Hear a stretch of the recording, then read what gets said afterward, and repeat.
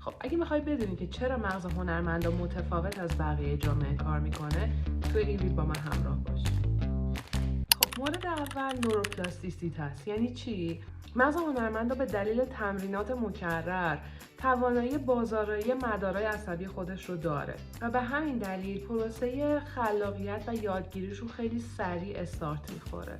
ویژگی بعدی همحسی هستش. یعنی چی؟ یعنی یک هنرمند ممکنه که بتونه یک حس رو از طریق حسای دیگه‌اش تجربه کنه. مثلا هنگام موسیقی گوش دادن همزمان رنگ‌هایی رو ببینه.